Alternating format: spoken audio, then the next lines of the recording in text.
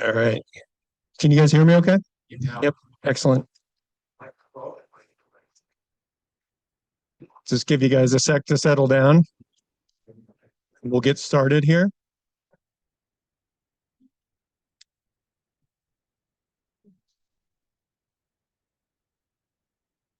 All right. So, good morning, everybody. Thank you for joining us today.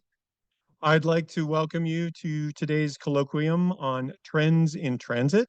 My name is Craig Rint, and I'm the Assistant Director for Research Coordination at the Institute of Transportation Studies here at UCI. Uh, Sarah's been coordinating these colloquia for, we were just talking about it. I think this is our 10th year, and they've always been one of our best events of the year. Fantastic attendance, both in person and now online. And this year is absolutely no exception. So we're looking forward to a good day today. Before I hand things off to Sarah to open the symposium, I'd like to give you a little background on the Institute and why we're an important resource for anyone on the Irvine campus who is interested in transportation research, policy, or simply learning more about the discipline and how we're thinking about today's pressing challenges. The Institute of Transportation Studies was founded in 1947 by an act of the California legislature and was originally housed solely at UC Berkeley. Since then, we have grown to 4 branches. We have a branch, obviously, at Berkeley still, and then Irvine, Davis, and UCLA. Um, at Irvine, we exist to foster multidisciplinary research on the Irvine campus in transportation and transportation-related topics. We have around 30 affiliated faculty associates and roughly 50 supported graduate and undergraduate students across multiple departments.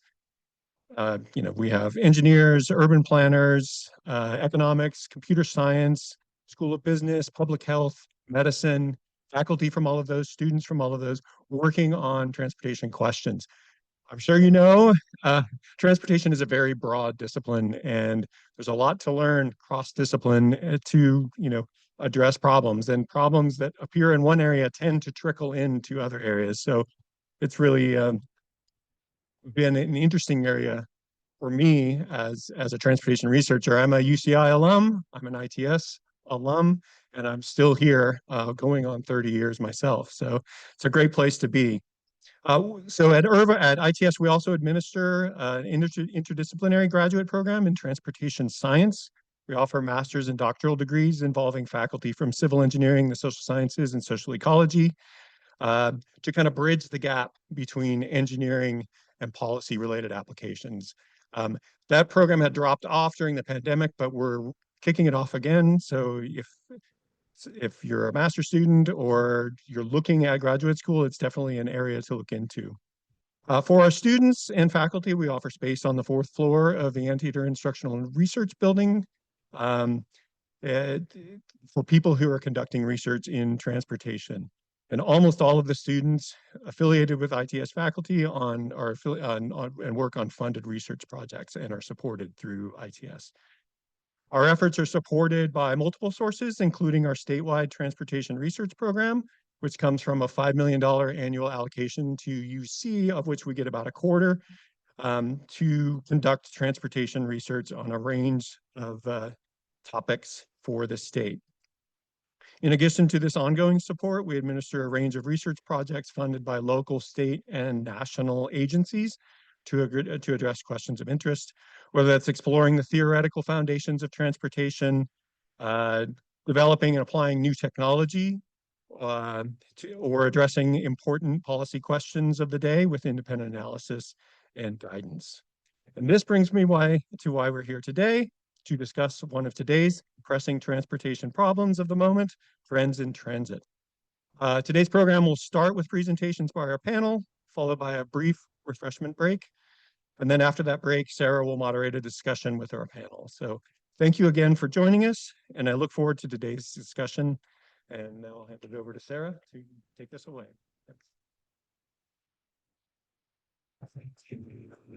Thank you so much, Craig. Before I introduce our speakers, I just want to handle some logistics. You all see an index card in front of you. I expect all my students to ask a question today and to have a lively discussion with our speakers. And so please put your question on the index card and then it'll be handed to me and I will ask the questions of our speakers. For those of you online, I will be capturing your questions in the chat function. So I'm particularly excited about the topic today. As most of you know, I'm a total transit nerd, and I just think there's so many exciting trends right now. And one of the most important trends is high-speed rail. And we have two speakers today. They're both going to be remote, and I'm really happy to introduce them. The first one is LaDonna DiCamillo. LaDonna was appointed Southern California Regional Director for the California High-Speed Rail Authority by Governor Newsom in October 2020. She oversees the planning and delivery of the high-speed rail program within 4 of the 10 largest cities in the state and has led the Southern California regional team to environmentally clear 3 of the 4 Southern California Phase 1 project sections. In her role as regional director, she leads project teams that coordinate with project stakeholders like Caltrans, LA Metro, Metrolink, and local rail and transportation partners across 6 Southern California counties. Prior to this appointment, LaDonna served in several roles with the BNSF Railway, and she was with them for 30 years. And she's young still. LaDonna holds a degree in chemistry and a minor in physics, as well as a Juris Doctor law degree. Her numerous honors and awards include the Peter Drucker Award for Excellence in Supply Chain and Logistics, and she also received the BNSF Railway Employee of the Year. The second speaker, Arthur Sahikian, has more than 40 years of demonstrable management experience in forging relationships among leaders within the public and private sectors to develop and implement creative and equitable solutions to resolve transportation challenges for the benefit of communities and businesses. His management philosophy brings people and communities together to work with transportation agencies to improve mobility options in historically underserved communities in North LA County. He was unanimously selected to serve as the executive director of the High Desert Corridor Joint Powers Agency. He was tasked with crafting an action plan that will lead to designing, constructing, and operating the voter-approved Measure M high-speed rail line connecting the underserved high desert communities of LA and San Bernardino counties. LaDonna, I'll hand it off to you. Thank you.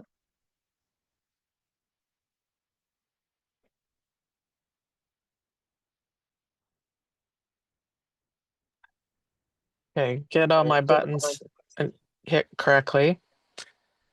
And I think I can share my presentation. So we'll run through a presentation, updating where we're at with the project. But thank you for letting me be here. I always like talking about how we're doing. A lot of people don't hear it from us often. So happy to be here and share with you and answer your questions as well. So I'm doing my own technology too, which is going to add just a layer of complication. But anyway, happy to be here. So I'd like to start out by reminding people of our mission. There we go. And we were created by the voters in 2008. Ballot measure Proposition 1A was approved for us to connect San Francisco with Los Angeles, Anaheim. Since that time, we have identified a phase 1, which is shown here in blue. It's 494 miles, and a potential for phase 2 shown in yellow too. So we can also connect Sacramento and San Diego. We plan to travel at speeds up to 220 miles per hour. We're limited in the number of stations we can have as part of Prop 1A. They wanted us to be competitive, and they set some time goals for us so that we would compete with air travel. So that's our mission in a nutshell. Our progress today, in the yellow, you'll see there's 119 miles that are under construction. If you've driven up the 99, you will see our construction. This is our own guideway for our operations. So massive structures. for a guideway to go 200 plus miles per hour. We are connecting that. We're doing advanced design work in the blue areas to connect with Bakersfield and Merced. So the 119 miles will be our test track, where we will be the first high-speed provider in the United States. So part of our mission with the Federal Railroad Administration is to test our trains. So that will be our test track. And then we're planning to extend, of course, into San Francisco and Southern California. One of our, even though our primary focus has been in the Central Valley, we have worked with Caltrain in the north. You'll see in red on this map to electrify their operations. They are to the Northern California like Metrolink is to Southern California. And then we're also working on Southern California on improvements to Union Station, which is in my background. So we'll be improving Union Station and making it more efficient. We have we have environmentally cleared all but one of those project sections. So I'm going to talk about the one that's remaining, but the environmental clearance phase is burdensome, I will say. It has proven to be very time consuming for sure. But they're all environmentally cleared except Los Angeles to Anaheim. Part of our mission is also job creation. We've created more than 16,000 jobs. We have a very aggressive small business program where we're constantly looking for and engaging small businesses who can work on our program, including disadvantaged businesses and veteran businesses. And we're a leader in sustainability. So we're designing our stations and platforms to platinum level, and we plan to run on 100% renewable energy. So a big part of what we're also trying to do is site for our future operations, solar facilities, and do a whole planning for that renewable energy use. So in a nutshell, we have that 171 miles under development, 119 under construction, and then we're advancing the design on the rest. We've completed nearly 60 structures, over 70 miles of total guideway. We're doing work with communities on 4 stations in the Central Valley. And we believe that this will be done in about a decade. We'll be able to fully run this. And then we're preparing to lay track. You might have heard we haven't laid track yet. Well, that's because the guideway isn't fully complete. But we are working on a railhead in Kern County where we can bring the materials in and start really at the base of that 119, laying the rail throughout the Central Valley. So we're really excited about that.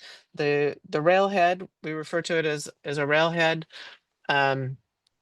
It should be done this year, and we do plan to issue a procurement for track and systems next year, and we'll begin that laying of the rail, as I said, from this location at the base of our 119. So we're very excited about that step in our progress.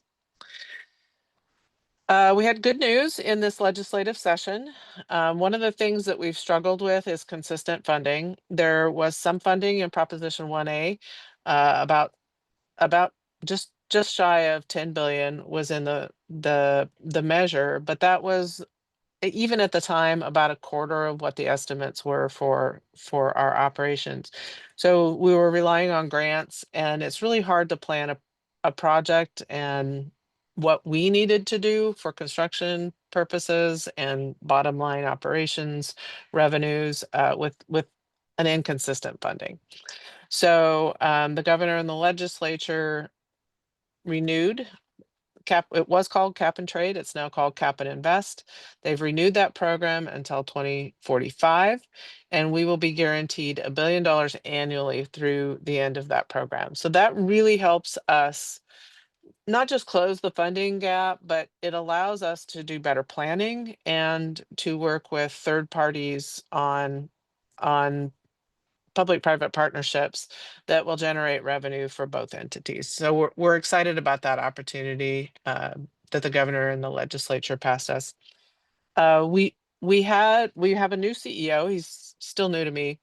He's been with us for a year, and he's really helping us turn this into more of a business philosophy. So we've been systematically reevaluating our design, our criteria, our assumptions, how we approach the project. Proposition 1A set a lot of grand goals, and we were trying to comply with all of those. But in the end, we really want to serve Californians with train service, right? So we're reassessing how we can stretch our dollars, how we can make them go further, whether it's private partnerships or better sequencing in our construction, engineering design changes that we can build on in the future. So maybe more phasing and a phasing approach. We've done a lot of that in the last year, and we're very excited about being able to serve more Californians with a more efficient plan. We released in the fall, just I think it was September, August, our supplemental project update report. Every year, every 2 years, in the even years, we were required to do a business plan. And then in the odd years, which was this year, we do a project update report. We just released this, we call it a supplemental because our project update report in the spring was kind of light. So we came back and we said, okay, here we're putting basically a business plan in front of the legislature and the voters of what it really we think is going to cost to make our operations. And we look primarily at 3 different scenarios. Merced to Bakersfield, Gilroy to Bakersfield, which you can see on this map, or I'm sorry, yeah, Gilroy to Bakersfield, but we do utilize Caltrain to get to San Francisco. And then the third scenario is again using Caltrain to get to San Francisco, but having our line Gilroy all the way to Palmdale. So those were the 3 scenarios we evaluated. We did a business revised estimate for the costs, and you can see from this the real focus is where we get our ridership. And we had a team that was doing a lot of work to estimate where we get the best bang for our buck, the best ridership. So that third row there with the people's heads, you can see if we're just doing Bakersfield to Merced, we're in a couple million ridership estimate. If we can connect San Francisco with Palmdale, we're in the 18 million. And then of course our revenue increases proportionally with that. So we're really trying to get to those population bases. Some of the other things that I'll mention that are in our supplemental project update report are things that we think that the legislature could help us with. So you may have heard criticism of the program. It's a mega project. It's difficult, and we have learned from our mistakes and just our hurdles, the hurdles that we've had to cross. So we are working with the legislature on some legislative statutory changes, including first is the stable funding, so that we can better plan for delivery. We've been able to already put some CEQA, which is the environmental process, put some exemptions in place, particularly for like minor station redesign or renewable energy facilities. We'd like to also have some exemptions for renewable energy, just basically streamlining the permitting process. So we will be continuing to work with the legislature on those. Another creative idea we've put forth is a dedicated court for some of our property acquisitions because they just take a long time. We want to update Senate Bill 198, which limits our ability to use funds outside of the Central Valley now that we're fully funded in the Central Valley with the cap and invest. So we want to start making the investments outside of that Central Valley. And then working with some of the utilities that we need to relocate as part of our construction has proven to be very costly and time consuming. Mostly the time consuming part, and unpredictable. So it's hard to build a major infrastructure when you can't predict your schedule. I'm going to move a little bit more into Southern California. I've been regional director of Southern California for 5 years. We were, for environmental purposes, divided into 4 project sections. As I said, Bakersfield to Los Angeles is environmentally cleared. We're working on Los Angeles to Anaheim. Part of my territory and why Arthur and I are a lot of times on panels together is the interconnection of the high desert corridor. So on this map, you can see in the dark blue line is our proposed alignment. In the lighter teal color is Brightline West, who is a private sector um, provider of rail services. He's looking at connecting Rancho Cucamonga with Vegas, and I know Arthur will talk a little bit more about that. And then the high desert corridor shown in the dotted line. So we think, and it's reflected in the supplemental project update report I was explaining. Once we get to Palmdale, we can connect with Metrolink, who's serving Southern California. We can connect with High Desert Corridor and Brightline into Vegas and into Southern California. So we're excited about the opportunity. You can see how for Southern California, Palmdale is really a hub for us to make those connections to major populations. I'm going to talk just really briefly about Los Angeles to Anaheim. This is the corridor that we're trying to environmentally clear. We've gone through various iterations of potential alignments, and it's been a very challenging connection to make because of the population density here. So we are proposing to add our operations to the BNSF corridor, which you see on the map. We have 2 build alternatives. The only difference between them is where we're putting a light maintenance facility. We're hoping to release our environmental document. The plan is early December, maybe mid-December, but we're getting very, very close to being able to release our environmental plan for this. As I said, we're sharing BNSF's corridor. It's already a busy corridor. If any of you have taken Metrolink between Union Station and Anaheim, you've ridden on the corridor.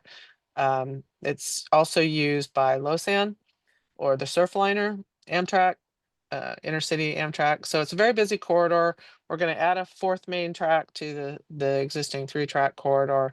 We're going to try to keep them mostly separated. Freight has a different operating speed, but we will be operating very similar to Losan and Metrolink.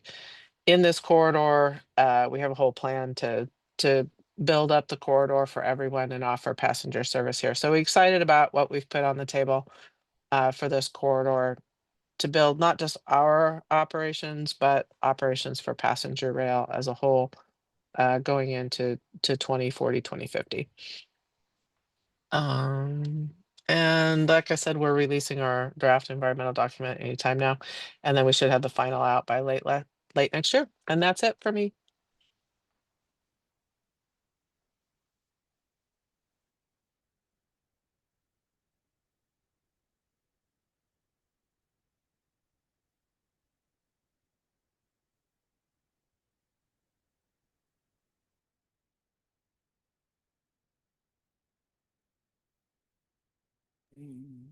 All right. Thank you, LaDonna. My name's Arthur Sohikian. I hope everyone can see. I could see it. It's on your screen. That's great. My name's Arthur Sohikian. I'm the executive director of the High Desert Corridor Joint Powers Agency, and I have a brief walkthrough of a presentation. And first off, my apologies for not being there with you personally today. I would much rather see your faces eye to eye, but schedules as they were and our mobility restrictions of getting down to Irvine from the high desert. I'm up here in Santa Clarita. Just made that difficult today. So again, my apologies for not being there with you. So the first slide I'll go through is the one I like the most, to be blunt. It's our map that shows how we're central to the world. So this map really highlights, while it might look a little cartoonish, it takes some of these other maps that you just saw and we'll see in my presentation, but it really focuses in on the connectivity of what the High Desert Corridor is trying to do. So the main item of this connector, it's 54 miles connecting the Palmdale station, which, as LaDonna mentioned, is a station owned and environmentally cleared by the High Speed Rail Authority, and connecting to the Victor Valley station, in San Bernardino County. So Palmdale, of course, is in North Los Angeles County, and the Victor Valley Station is in San Bernardino County in what they call their high desert. And that station is owned and environmentally cleared by Brightline West. So you've heard a lot about Brightline probably in the news. They're trying to connect, and I'll get into that, Las Vegas to the greater Los Angeles area. They're technically going into Victor Valley and Rancho Cucamonga, which is in the San Bernardino County. But as the great marketers that Brightline West is, they're showing that they're coming into the greater Los Angeles area. Both of these stations, what makes this project very interesting, are not owned or environmentally cleared by the High Desert Corridor. As you can see on my slides, on the slide here, that the Palmdale was cleared and Brightline was cleared, and those are owned by those two. So we're trying to be great tenants, trying to be great partners, and that requires a lot of coordination with both of those entities. And to date, all the funds that we've spent on this have been local LA County Measure M funds. We have had a very, very strong private sector interest because, as you could imagine, what LaDonna just went through, there's roughly over 500 miles of high-speed rail that could connect from the San Francisco area all the way down to San Diego. And in the Brightline West project is roughly over 220 miles. So we make these two, which are the two primary projects happening in the United States.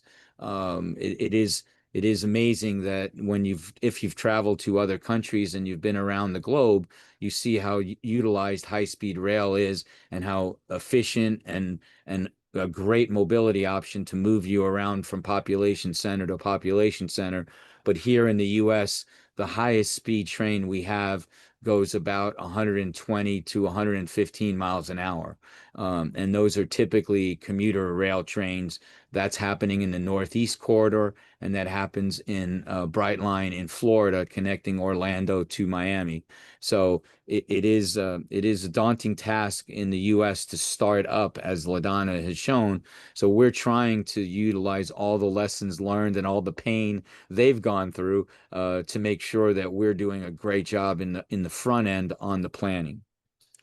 So, but you can see by this, and again, LaDonna highlighted some of this in her maps, how in the Metrolink system that many of you might be familiar with is a very key connector to bring this all together. So we would put the Metrolink station in Palmdale together with the high-speed rail station. So we would co-join those two train systems at one station. So if you can envision maybe getting off of platform 1 on a Metrolink from Anaheim, for example, or from Irvine, more specifically, and then you would transfer and get over to platform 3 and continue your trip to Las Vegas.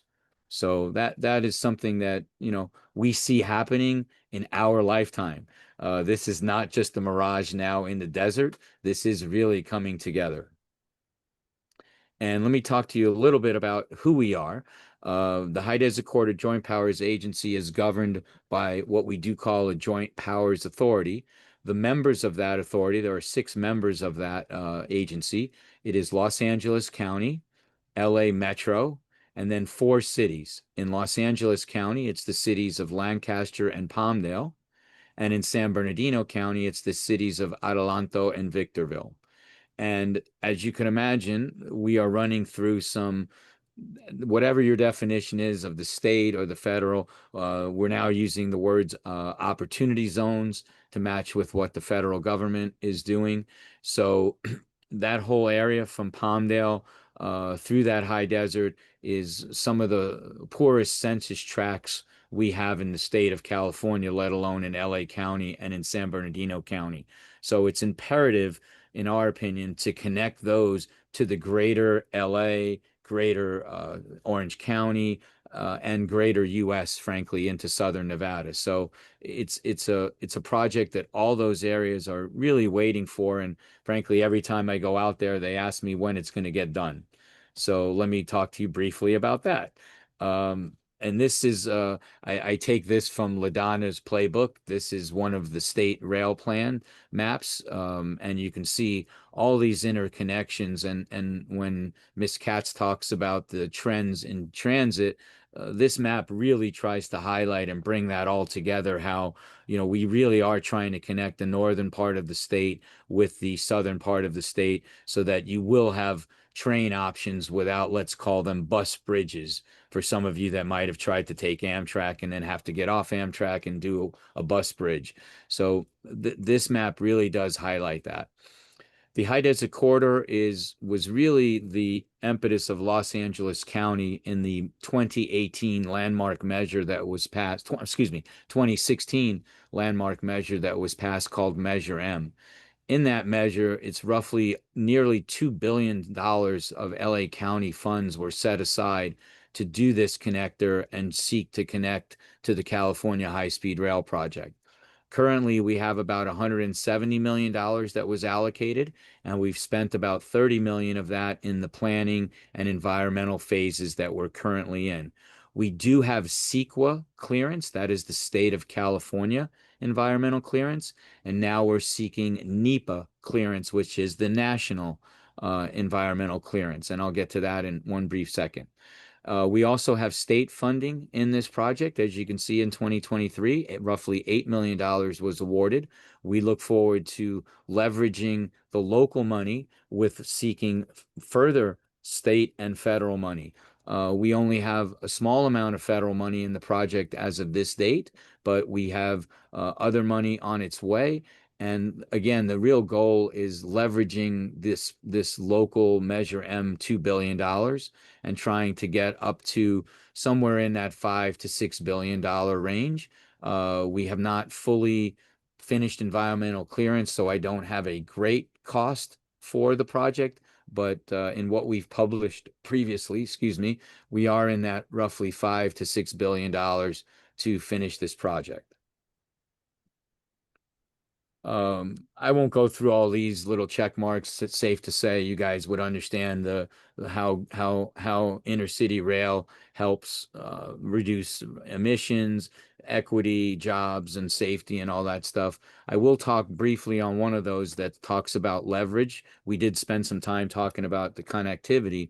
So the leverage is a very important thing here, that, again, we're trying to leverage our local dollars and not only get state and federal dollars, but we've had very strong interest from the private sector, frankly, both here in the United States and abroad. Some of the other countries also want to invest in this infrastructure because they realize the economic impact that this will have. So the private sector, if you could understand, is willing to put money forward. So what I show here in this other slide, when you see this 1.86 billion, that is available in 2060 to the project. The way the Measure M ordinance worked is we got some local money now, and then we got some local money later, because you understand in LA County, there's a whole lot of other projects that are going on, for example, the subway to the sea. So that is taking a lot of funds, and there's a lot of funds within the LA basin. So we had to wait our turn. But, when you look at that and you say, my gosh, how are you going to take money that's in 2060? Well, that's a great thing, because we can go to the private sector, we can go to the federal and state government and say, we're willing to take a loan or a leverage of that funding because we do have this payback mechanism. And when you're dealing with infrastructure, 30 years is not a long time, because that infrastructure will be in place for more than 30 years. So it has been met with amazing interest, frankly, by all the private sector, by all the folks that are out there funding this. So with that, I will conclude my presentation and hopefully answer any questions you may have, and bring back this cartoon map as we need it. So thank you again, everyone. Thank you, Ms. Katz, for inviting me, and thank you, LaDonna, for sharing the panel seat with me again as we've traveled around the U.S. doing this. So thank you very much, everyone. Let me stop the share. There we go. Thank you, Arthur and LaDonna. If you have any questions, if you could. Sarah, can you raise your volume, please? It's hard for us to. Yeah, please. Okay. It was, yeah. I was going to ask my students or anybody in in this room here to, if you have a question, to somehow get your index card to me. But in the meantime, I'll ask both LaDonna and Arthur, what are the hurdles to get private sector funding invested in these projects? Are there legislative hurdles? Are there federal hurdles? Or is you're just they're waiting for due diligence? Risk, de-risking the project. I mean, private sector doesn't like risk, and it comes in all forms. So, for additional investment, there has to be backstops for the private sector. I think there's a lot of opportunity. There's definitely a lot of opportunity, but the private sector is definitely risk averse. So we're working through right now some of those steps with our program, which is why we're trying to take out the major causes of delay, the major causes of uncertainty in how we estimate our costs. Yeah, Yeah. I'll add to that. It's a great question. Right of way is one that is always of interest. We don't own the right of way. I'll give you a great example of that. Brightline West chose to go in the median of the I-15 freeway because, to LaDonna's words, that minimized the risk of the right of way or any kind of property takes, and going through that lengthy process of notifying an owner, negotiating with an owner, and then sometimes winding up in court with that owner. So when you're in the median of the I-15, they minimized a lot of risk by doing that and lowered some of the cost. Environmental hurdles as well are there, and again, we want to be good stewards to our environment and our critters and our plants. And there's a balance, obviously, of what is that, and negotiating that balance and getting those approvals takes time. To give you an idea, as LaDonna mentioned, she's been working on environmental documents for since you got there, but they were roughly a 10-year period, right? LaDonna, literally from LA to Yeah. San Francisco took over 10 years. So just to put that into context for you guys, in the real world, it takes less than 6 years to get a drug to market. So if from a time an FDA gets a new drug, for it to get to market is less time than it takes us to environmentally clear these mega projects. So it is a major hurdle and costs a lot of money. And to LaDonna's point, it's risky because you don't know the outcome. There's no predetermined outcome that you're going to be approved at the end of that. For example, one of the alternatives is what they call no build. So the private sector does not like to hear the word no build when they want to put money in something. Excellent. Thank you. We have a lot of questions. I don't think we'll have a chance to get to all of them, but I'll do my best. And by the way, Arthur, I just saw your shirt. Great shirt. Yeah. Um, Keep it up like that. Is that better for everyone? Yeah. I was there were some for you, claps in here. just for you, Professor Katz. I appreciate that. And I guess this is for LaDonna. Has high-speed rail considered building completely new high-speed rail only track in the LA Anaheim area? And besides funding, what's stopping high-speed rail from doing that? We did. It's terribly expensive and it takes a lot of properties. I mean, we already have housing, housing.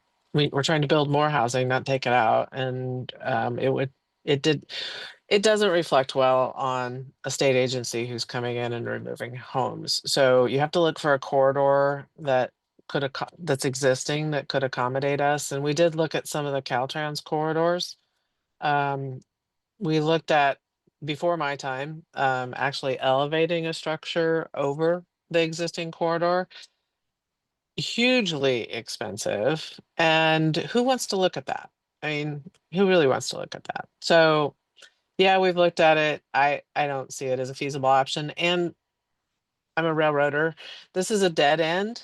If there's not a good option for extending this for us along the coast because there are already existing issues with the coastline that's there. and subsidence, which is why we went inland, serve the Inland Empire and would go down. So why invest huge money in a corridor that's already operated by Metrolink? I took it the other day. It's a fairly quick and easy ride. We're just offering that one seat for our riders that are coming from elsewhere. And I think this is also for LaDonna.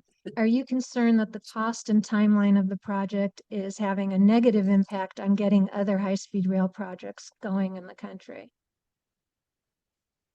Oh, I don't lose too much sleep over that. We're trying to work through um our own issues. It doesn't reflect well when we can't get things done. There's no question about that, which is why we're really trying to focus on what some of those hurdles are with yeah. We tried to start construction before we had acquired all the properties, which then you start spiraling up your costs with your construction contractors who are having to keep staff at the ready while they're waiting for us to get the properties assembled that we need. So it's definitely been a learning lesson. We've put some staging and risk reduction processes in place to help with that. I think ultimately we're going to be successful and there will be other high-speed projects successful, but it's definitely been a learning experience. I see Arthur's off mute. Yeah, I'll just add real quick, as someone that really spends a lot of time with the United States High-Speed Rail Association, it's the same, everyone's dealing with the same problem, and that is the length of time that these projects take. Right now, there's one called the Texas Central Project that's trying to connect Dallas, Houston, and the greater area there, and it's just met with so many opposition. These mega projects, unfortunately, span counties, states to be effective. There's another corridor, for example, from St. Louis to Chicago, running into a lot of hurdles. So it really, there needs to be a national policy. Frankly, that's what we're working on, to say that this is a priority. Similarly, how they built the interstate back in the 30s and 40s, they made it a priority of the government. And right now, frankly, our federal government is not focusing on this topic. That's fortunate or unfortunate, depending on your perspective. But we do need a national policy to try to open the doors, because, again, quickly, when you travel the world, you see these everywhere. Every little, I mean, Italy has more than us. Spain, I mean, I'll go on and on. But our country needs to make it a national policy for it to start working. I agree. Arthur, this is for you. Is the high desert corridor just meant to connect people from one rail line to another, or is there a goal to make Palmdale, Victorville more of a destination for leisure via these lines? Hopefully it does both. It is meant to be a connector, but it should obviously, because those are areas that can expand. LaDonna was just talking about housing. The Southern California Area Regional Government, SCAG, predicts that in that high desert areas of San Bernardino and LA County, there's plenty of room for housing stock and entertainment to show up there, and not just these logistical warehouses that you see popping up in places like that.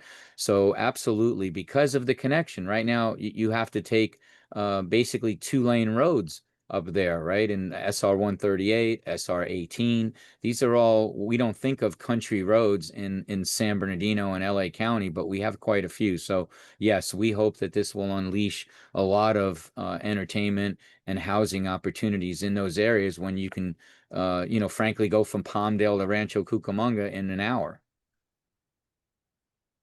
We have several questions about outreach and communities' concerns. Can both of you talk about what have been the biggest concerns of the community and what you do for outreach?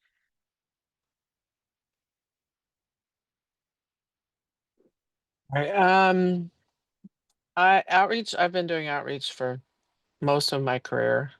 So I've heard a lot of concerns. I know some are more genuine than others. Some concerns are genuine, and the public not wanting to see a monstrosity, for example. And then there's other that are financial. There are businesses if their business is affected, obviously they want to be made whole. And our policy, of course, is to do that. But sometimes there's some drama in some of that. But we do consistently try to reach out to the public. I love the virtual option. I think it actually helps us reach more people um, than the public meetings. We're seeing a lot of virtual activities, so we're now having to hybridize a lot of our outreach, particularly for our environmental documents, because people have become accustomed to virtual options. But we are still doing some in person where people can better ask one-on-one questions. We have interactive maps for our alignment, so people can go see if their property is impacted. They can put in their APN number or their address, and see where they are with respect to that. So it's a big part of what we do. We're always trying to offer to the community an opportunity to learn more and to speak up. Arthur? Yeah, very briefly, I'll add that yeah, outreach is built into everything we do, and as I mentioned earlier, a lot of times that does slow down these projects as well. But it's a necessary thing that has to happen. Most of the time, people will talk that they want these types of projects until they realize how it affects them. Right? It's always you hear that word NIMBY, not in my backyard. So we deal with a lot of that businesses, as LaDonna mentioned. And I will say on technology, it has been a double-edged sword. I think it's a great way to help communicate, but it also gives a lot of people the ability to be very negative, unfortunately, online at times and send a lot of negative comments. And if you could imagine, if you're a legislator that has to make a decision on these issues and you get inundated with a bunch of negative things, that does start to affect how you think about the project. And finally, I'll say, in my career, I've seen the lack of thorough reporting by the media. So the media has been so whittled down. There's not a lot of staff members in the media. So if there's one negative article that gets written, for example, 5 other media outlets will go disperse that one article. They don't do their own work anymore. So that's just a sign of the times. I know I'm sounding like I'm old to a young group in front of me, but that's been one of those issues where we sure could use your help in the next generation, frankly, in better understanding how to communicate so that it isn't so negative. Very good. If the travel time from LA to San Francisco is comparable to that of taking a plane, what would you say are the comparable advantages of taking high-speed rail? Let me take a quick shot at that first, LaDonna. Okay. One of the things that happens for those of you that do travel both by freeway and by airplane right now, when you leave your house, you have to look at your app. You have to figure out what time you got to get to the car. You have no certainty anymore when you're going to get to the airport and if your plane's going to be on time and get you to where it's going to go. So we feel that this just will be another tool in your tool shed, if you will, in your shed of mobility options. And we hope that the airline and the highway system will see this as a complement and not a competition. But really, you've lost all certainty when you travel anymore. And frankly, why I'm not there today, right? If I knew I would be there in 30 minutes or 45 minutes, I would be sitting in front of you. But knowing the uncertainty of that travel time is literally why I'm sitting here virtually and doing this. Yeah, really well said. And we serve more of Californians because you have stops, so you have more opportunities. So if you're living in the Central Valley and you want to take advantage of educational facilities in Southern California, you can get on a train. Have you ever tried to take a plane to Fresno? It doesn't work. And if you're taking the whole trip and you have a family, it's much easier, I think. We're trying to design our train equipment to be family friendly. You can sit more relaxed, not in a tube. So I think it'll be a more relaxing experience for our riders. So it just offers that option. I agree with Arthur. Better I think option. fly I think flying is such a pain these days. I can't wait for high-speed rail. We have quite a few more questions, and we have one online that I'd like to ask you. But Since we're not going to have time to get to all the questions, would you both mind if I emailed you the questions and you sent me the answers and then we'll post them? Sure. That'd be great. Okay, from online, we have, has the team looked at integrating transit hubs into each connector for better ridership? If not, what ridership initiatives could be implemented? Absolutely. We have on the authority side, we have a whole team that works with each city where we'll have a station to make sure that their general plan is consistent with what we're ultimately trying to accomplish, including transit-oriented development. It's the long-term vision for sure. The shorter term vision we is a platform, but the long term, we want to be more than just the platform, right? We want to be more than just a concrete platform where you drop off. We want to be able to access whatever that city has to offer, that downtown area. And yeah, and we coordinate with other transit providers as well in each of those communities. Yeah, it's a very big deal, and it's a great question. I mean, you have to connect places where people want to go, right? Right. That's some of the biggest complaints you hear about LA's system. No offense to any of our LA Metro friends, but it doesn't take you where you want to go, or you have to make 6 connections to get there. You're not going to do it. So we have to be competitive. We have to be interconnected. We have to connect with the kiss and ride lots, for example, the Ubers of the world. All this has to be connected at these stations. And then also have them as, behind me, it's hard to see, but, have them as a destination as well. Have entertainment and other items there at those stations that people actually want to go to. So, it's a big deal. I know in Las Vegas, for example, it's a 110-acre site. If you could think of that, 110-acre site on the Las Vegas Boulevard Strip. For those of you that travel to Las Vegas, it's south of the sign. It says "Welcome to Las Vegas," right across the street from the outlets. There's an outlet mall there. And the developers there are thinking about putting in a stadium for soccer. They're going to have a whole entertainment complex there. So, yes, having connections. And I would also say to our travelers there, um, we don't in LA in the area, we like to get in our car and try to just go point to point. But if you live, I grew up on the East Coast, and maybe something I said that might have got you to know I don't not from here. But I grew up in the East Coast, and you taking connections all the time. We're very used to it. But somehow we have to teach our Californians that it's okay to wait 10 minutes for the next train or 5 minutes for the next train, that you don't have to just have a straight shot every time. So connections are a big, big deal. Thank you, both of you, so much. This was great. Um, let's have a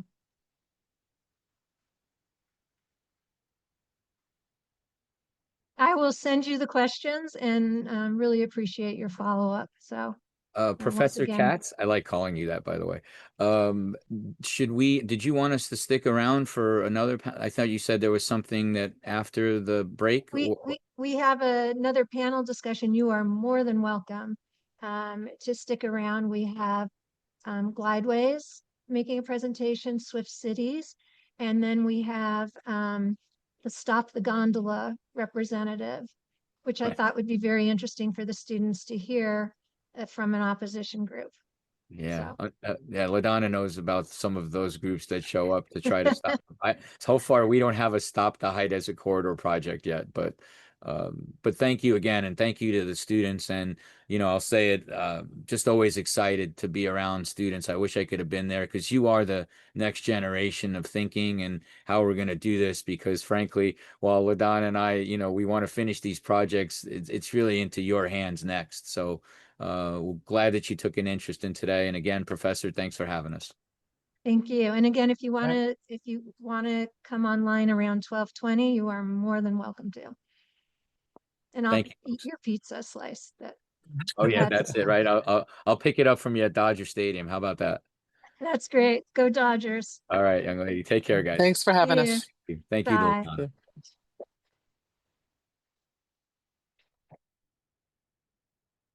We will now break for pizza, which is in the back, and the restrooms are in the building over there. And if you can all be back in your seat by 12:20, I would so appreciate it. Thank you.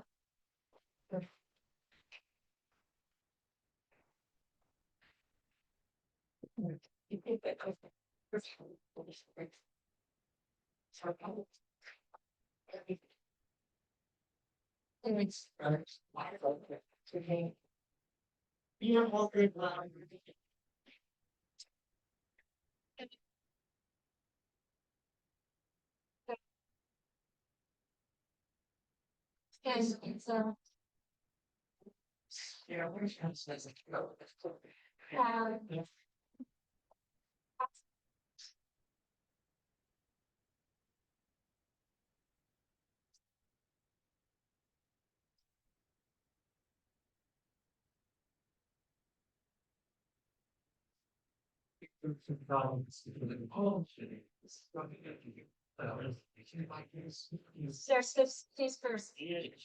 I went on the wrong side.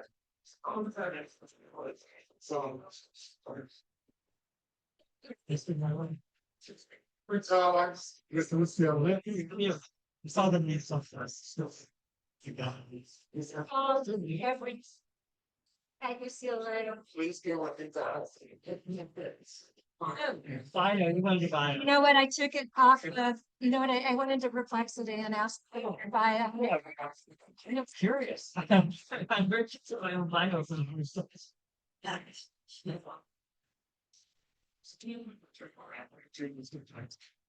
no, your son's failed. I did. Well, it was in a link.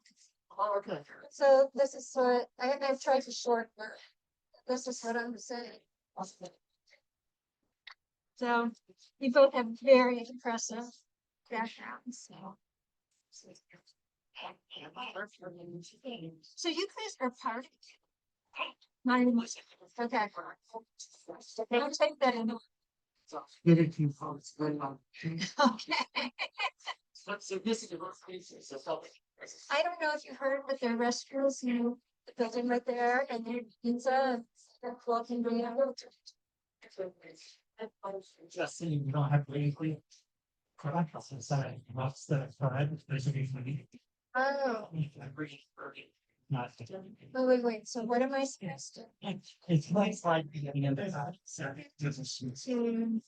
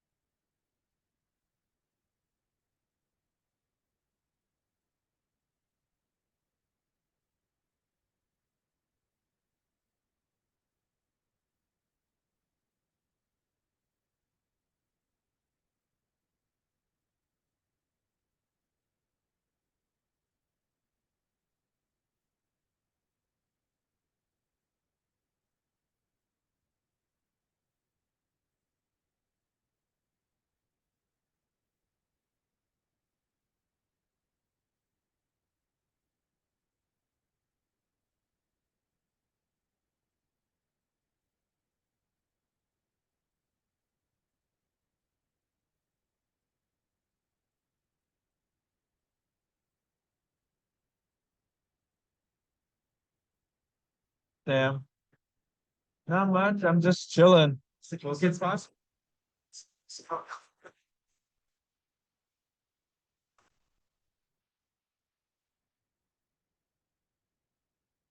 Dude, I'm trying to. I'm probably gonna steal some of that pizza. You're gonna steal. How you doing, Sonia?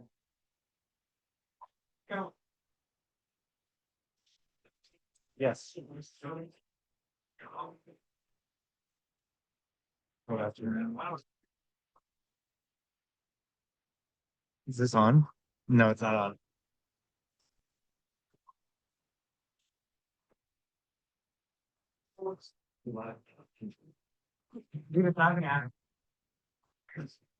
Homegirl said 10 years. I was like, winning in 10 years. I'm sorry. What God?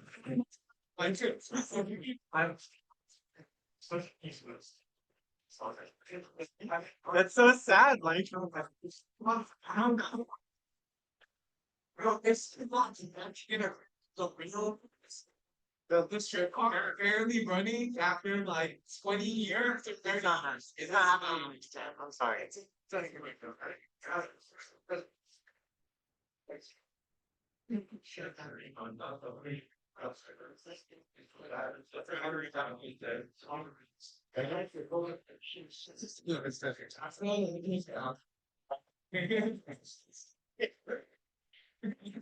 No, when Doc said, you might be for it or against it, I was like, what am I talking about? No, you're right. I got you. Sorry, guys. You're freaking set.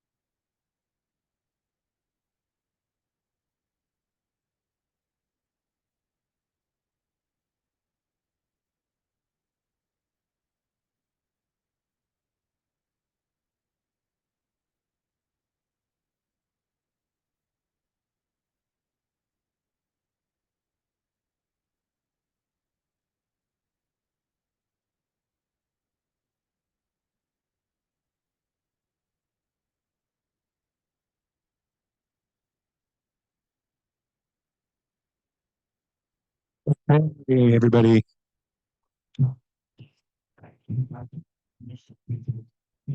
If you could take your seats, we do have limited time. We're getting booted out at 1:30, so we want to get started with the second part of the program. So if you could sit down.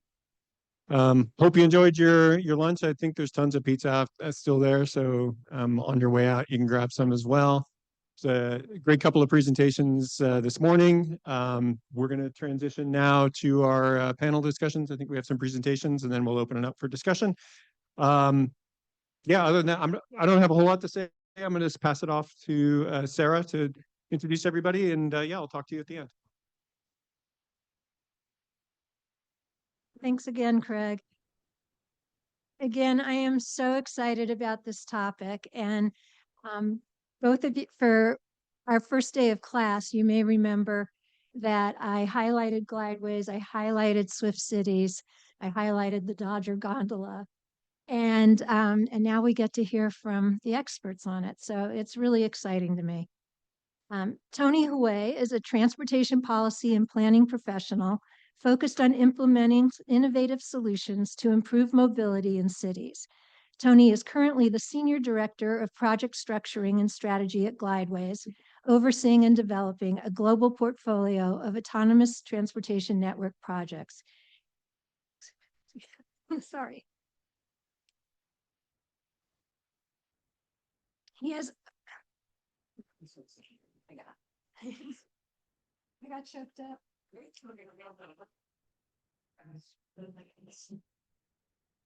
I should also say that I showed the class the Bubbles and Beams video that your founder said he got the idea to start Glideways from.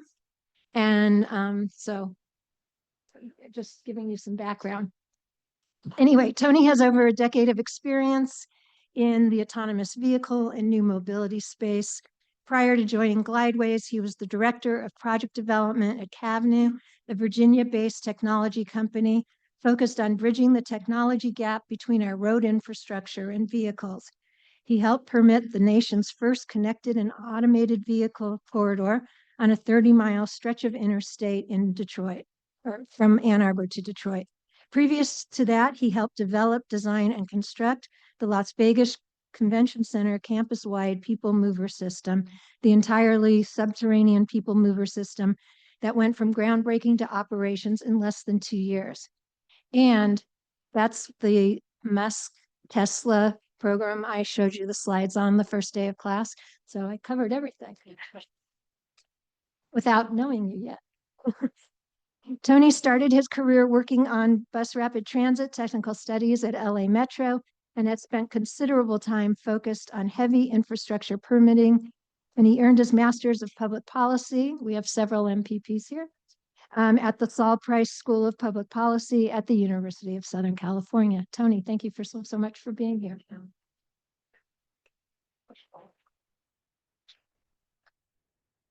Thank you. Thanks, Sarah, for that introduction. I don't think I've ever had anybody choke up introducing me ever before, but I appreciate that.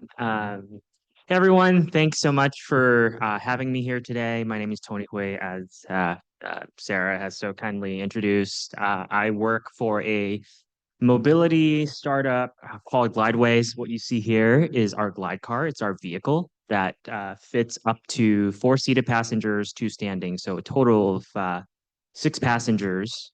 What you see here is sort of part of a systems technology. This is, in a sense, an AV. So it's got cameras, it's got LiDAR, it's got radar.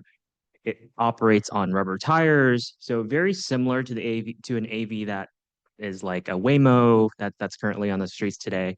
The only difference is that our vehicles as a system technology doesn't operate on the open road.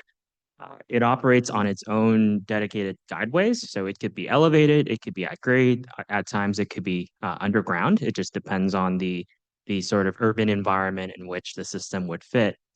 What that means for the user, passenger, is that you'll never get stuck in traffic, right? It's not mixed with open road vehicles. It doesn't have to deal with the types of things that you would experience on a everyday road. Because it's part of a systems technology, we've spent over the course of the past 8 years developing an AI-powered dispatch system that basically knows exactly what is happening along the entire system. So it orchestrates all the vehicle movements. It deconflicts any kind of uh, traffic that is on the guideway itself. What that also means for the end user is that the system is on demand. It offers predictable fast transit times, and it's a personal ride experience. So if you are going from point A to point F in a glideway system, you would not need to stop anywhere in between. So every trip on a glide car is express. Right. Advance the slides. Is it this one? Oh, okay. What that also means is that because of the way that our dispatch system is able to orchestrate all these vehicle movements, is that the vehicles themselves operate in a very low headway. So we've demonstrated the ability to operate in headways of 0.6 of a second. So normally on a highway, you see headways of about 2 seconds thereabouts. So we're much shorter than that, which means we're able to put a lot more of our vehicles into the system. So this means higher capacity to 10,000 people per direction per hour. So we're talking about mass transit type capacity. Because of our narrow and nimble infrastructure, it is also generally much cheaper to build than a train, a light rail, or heavy rail. It's also much more affordable to operate because of just the simplicity of the system. It's driverless, and all of the benefits that comes from that. So here's the interior of a glide car. This is in our manufacturing facility. You see sort of carriage style seating similar to that you'd see in a Zoox type vehicle. Very comfortable. I have colleagues that are vertically challenged, they would say, in the sense that they are very, very tall. And so two of them sitting across from each other, their legs don't even touch. So plenty of space in the interior of the vehicle. It's a very different way of thinking about public transit and urban mass transit. We think that we could offer a personalized, much more comfortable experience in a form of a public transit vehicle. So this is an image of the various different seating layouts. So it could, you could be a single rider in the off-peak. You could, it'll fit luggage, it'll fit wheelchair. So roll on, roll off, completely. Every vehicle is ADA compliant, stroller friendly. You could fit a double stroller through the door. It's got clips for bicycle, as well as four-seated passengers you see there with some luggage, or there's a configuration in which you've got four-seated passengers and two standing passengers right in the middle. So just a little bit about some of the projects that are ongoing right now. We've got basically three major projects in the US that is currently under contract. First of all, I'll talk about the middle one, is the one that will begin construction the soonest. It is a pilot project, proof of concept, if you will, in Atlanta. It's in the South Metro Atlanta region. It will be connecting Atlanta Airport, which is the world's busiest airport. It is the first phase of a 13+ mile connector, and we are anticipating to be operational sometime in 2026.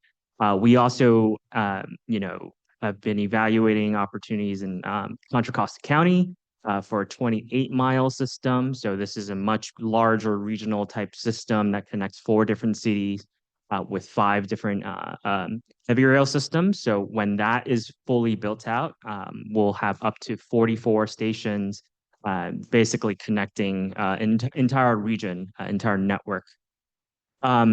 We also are working with the city of San Jose and the San Jose Airport on the San Jose Airport to Diridon Station connector. It's a 4.4 mile transit connector that connects the airport to the Diridon station, where the high-speed rail will be in the future. The vehicles will operate mostly on an elevated alignment, all within the public right-of-way. There will be 9 stations, we call it access points, along the way. And that is a fairly significant project. We anticipate, by 2040, we could anticipate up to 7 million passengers to use the system annually. So these are some of the 3 stateside projects. We've also got a number of opportunities that we're pursuing all across the world. That's all I have today, but I'm excited to be here and answer any questions that you might have. And I guess I'll pass it back to Sarah.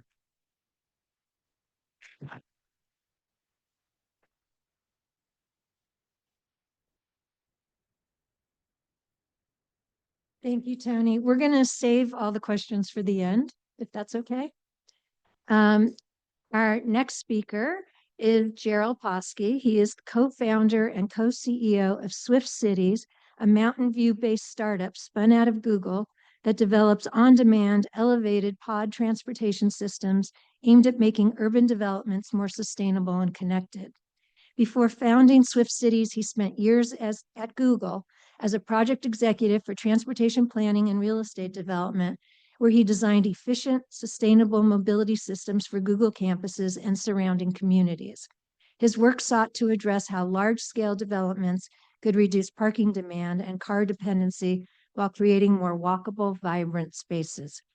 He holds a U.S. patent for electronic ticketing for advanced transit systems, and his early career included roles in technology and network management at companies like Kodak and Danco.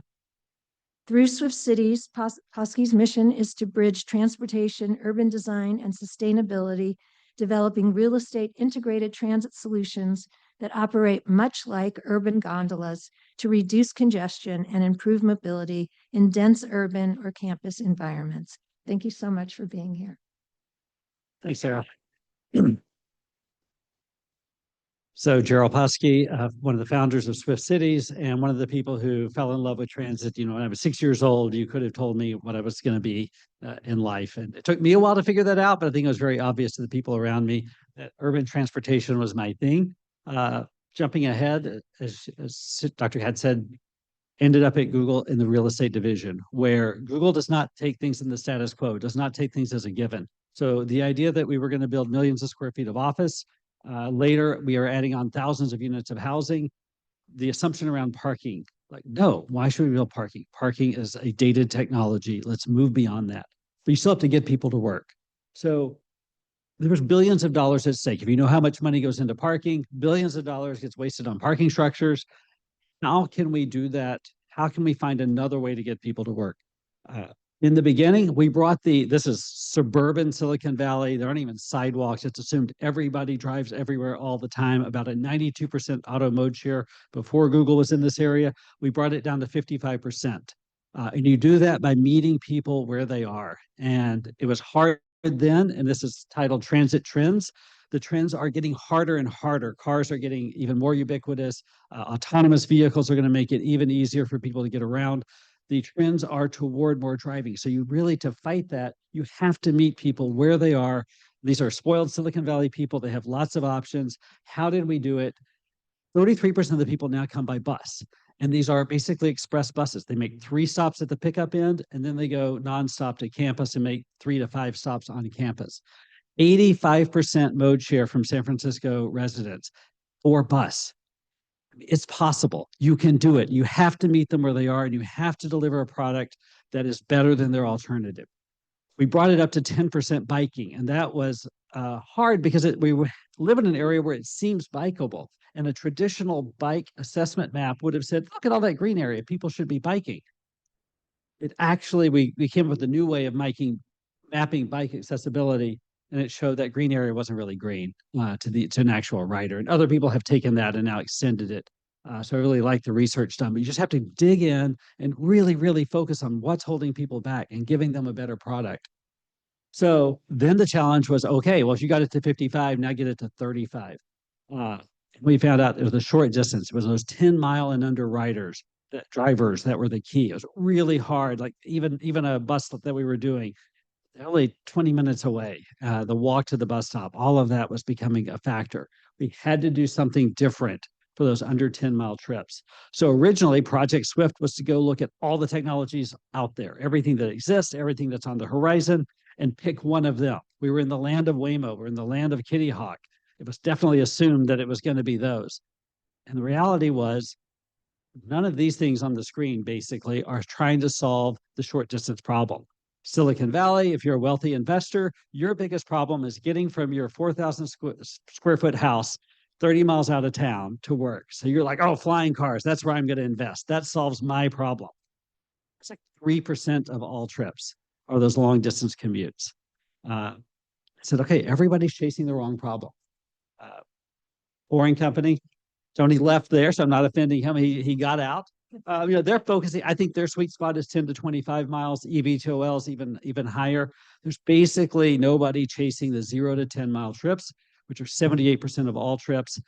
The exception being autonomous vehicles, which, if you haven't noticed, in the last 5 years, no reputable AV company has said they're going to reduce traffic. Quietly behind the scenes, we know they are going to make traffic way, way, way worse. So our conclusion was you had to do something different. And we got Project Swift spun out of Google to say, we had about 8 criteria: sustainability, cost effectiveness in operations, cost effectiveness in construction. But they really boiled down to modularity, grade separation, which we concluded to be elevated, and just high efficiency, which captures all of those cost and performance metrics, to give something that people will choose over having their own vehicle. There's a lot of similarities between Glideways and us, but overhead elevated, that looks like a ski gondola, but there's 3 differences. Number one, the cable's not moving. So in the ski system, all day back and forth, dumb vehicles, they clamp on, cable just does that. Here, the cable's not moving. So now at the intersections, you can have turns and switches. Number 2, the vehicles are smart, they're autonomous, they can choose their own path through the system. There's no physical switching. That vehicle can go anywhere at any time. And like Tony's system, they're on demand and personal. You get in, tell it where you're going. You're going to have this nonstop trip. You're above stoplights, you're above stop signs, you're above traffic. Along the way, you skip everything. You're skip even any station along the way. If that's your station, sure, you're going to pull down. We try to bring you to grade, which is just where people are. You want it to be in the environment they are. And then after you board, the next person boards, it goes back up. Advantages are it's just fast, faster than being in an Uber, faster than being in a car. Everybody likes that. The on-demand nature and the immediacy of the trip. And then plus you get this great view. We did not appreciate that in the beginning. And as we go out, having an experience that people enjoy and look forward to, really, for those of you who do transportation modeling, ferries are about the only other thing that says you can mess up your model if something actually has a positive coefficient that people want to ride. The models are made to minimize cost, not increase enjoyment. So this is becoming a big factor. It's just giving people something that's better than being stuck on the street. From a design and development standpoint, think of these as like Legos. Those poles, there's 3 kinds of poles, basically: a through path, a turning path, and an intersection. You stretch the cables between those, you can arrange it however you want. There's about 3 or 4 typologies of stations that can be small, medium, large. You can put those together, and at any moment you can expand in any direction. You can even take down part of the system if things change, and you still have a functioning network. Some of you are aware we're in the news here for Anaheim, for Irvine. Because we're in Irvine, I'll go a little bit deeper. If you've been to Great Park and you think, a kind of big park, but it's not a great park, that's a fraction of what's coming. It's going to be more than 2 miles across east-west, more than 2 miles north-south. That's bigger than Golden Gate Park, bigger than Balboa Park, bigger than Central Park. It is not a walkable park. With lots of functions and programming throughout the area, it needed a way to get around. They had forecasted a bus system that was going to move 450 people a day in the beginning, up to a few thousand as the park progressed over time. By comparison, independent study was done that said we would be pulling in 27,000. So now people are saying, oh, can you handle that? Which we can, but it took a little bit of prep. A transit system where your biggest worry is it's going to attract too many people out of cars is a good problem to have. And then start small, builds out, scales over time, phases with the park. Some of you can use your imagination. Often comes up, are you going to go to Spectrum? Are you going to go to the airport? It's expandable. I'll just leave it at that. And then to close, I was going to bring a couple of books to give away as prizes, but I forgot them. So I know you all want more things on your reading list. This is on my reading list right now. Life After Cars is just out, and the rest are all really good things. You'll notice that only some of these are transportation books. Transportation and urban planning, I mean, it's the same. You can't solve transportation without solving land use and urban form problems, and you can't solve urban form problems without solving transportation.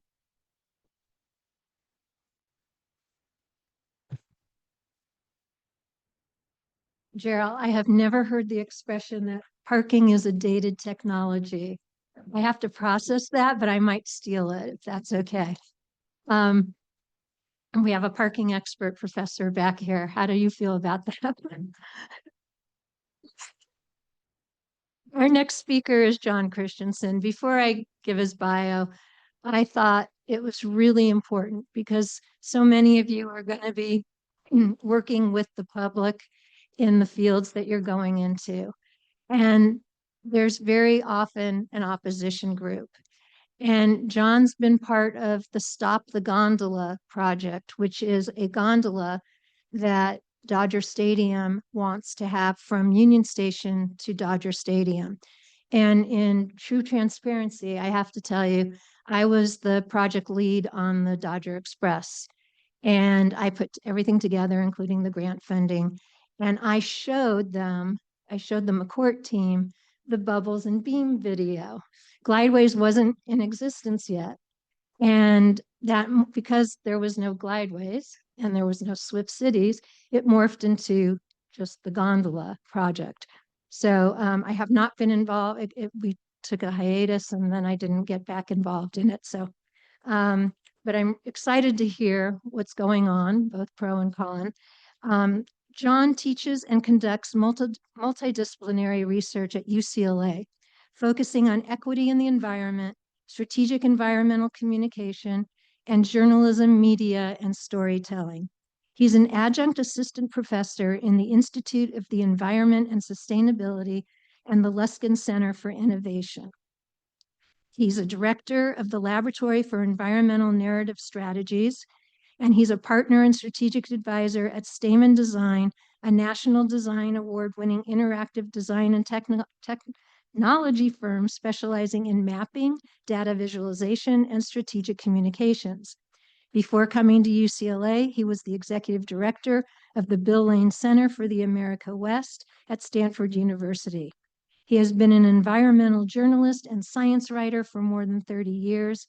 He is co-chair of the board of directors of the Liberty Hill Foundation and a board member of the Los Angeles River State Park Partners and on the advisory board of the LA Neighborhood Land Transit. And I think we're going to hear about some of those groups today. Thank you, John.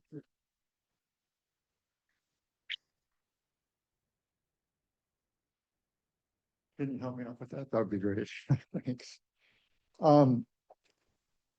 Thank you. I'm super glad to see a smart gondola. I'm going to talk about a dumb gondola. And and glideways, like your presentation, like the Dodger Stadium Express or glideways.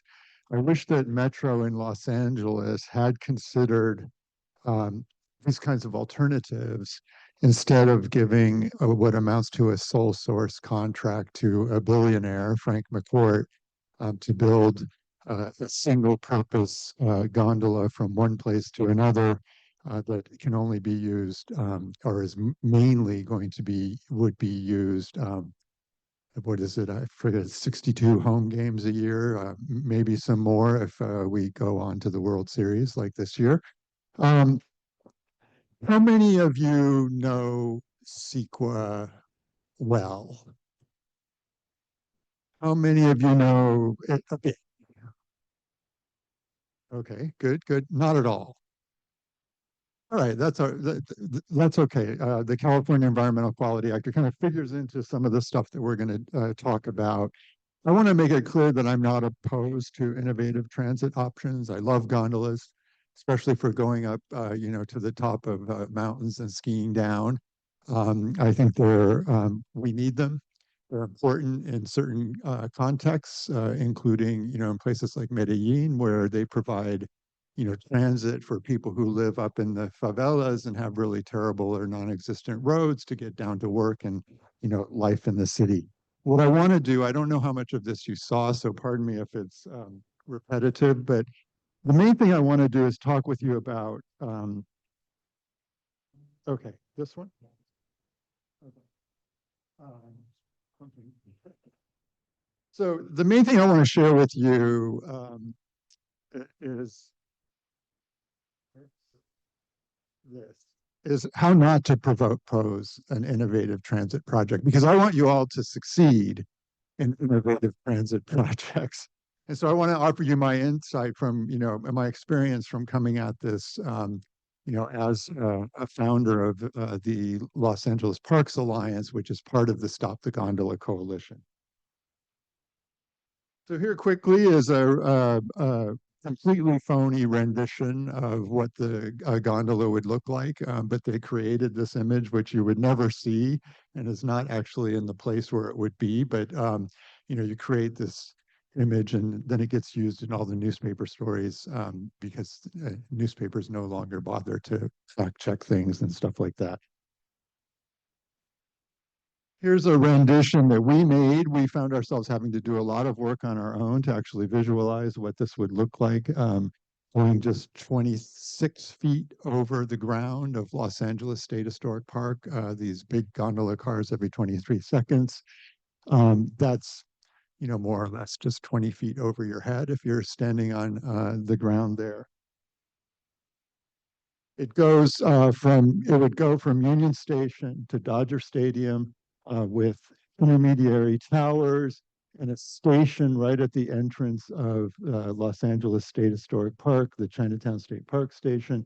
Then there's one of these big Broadway Junction, one of these big turning things where it gets off one cable onto another, unlike the smart gondolas, and then up to Dodger Stadium.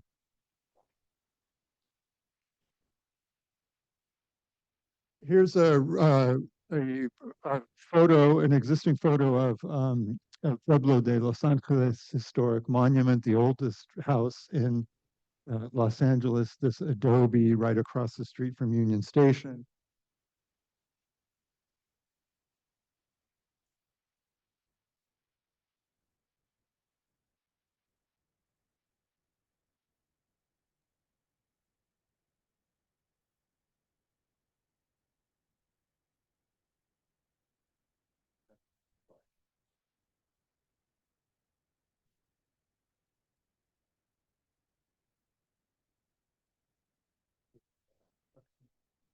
Here's what it would look like with the station in the middle of the street between the Union Station and the adobe at Los Angeles Historical Monument, El Pueblo. Here's what it would look like going down the, the, the main street there toward Los Angeles State Historic Park, where there would be this big passenger station right at the entrance to the park, about a couple hundred yards from an already existing metro station. So that's obviously not serving any new purpose there. It would then go right across the park, as you can see in this rendition, right across half of the park and up the hill where it makes that left-hand turn. Here's just a visualization of it from their own EIR, I might point out, their own environmental impact report. And here's folks enjoying a kite festival on that same hill. This is that Broadway Junction where it turns and there's the motors that pull the cables there. And then here's a street view of that right over a residential area, and then up to Dodger Stadium, where Mr. McCourt has long had plans for a big residential retail hotel development. And his agreement after he bankrupted the Dodgers, um, it stipulates that if he can get a new form of transportation there, he can begin developing the parking lots. So that's actually, the gondola is a key, something else. So now I do want to um, go and talk to you about baker's dozen of things not to do when you're proposing an innovative transportation project. All of these have happened to me, and they're why essentially I'm still in the fight, and they kind of get my blood going. But one is, you don't say it's a done deal even before the notice of preparation. A notice of preparation is a notice that goes out saying that you're going to propose this project and you're going to develop an environmental impact report. We were told that don't worry about it. It's a done deal. We were told by the mayor's office and others, there's nothing you can do about it, even before there was any notice of preparation or any study of the project or alternatives. Try to take public parkland and airspace as the path of least resistance.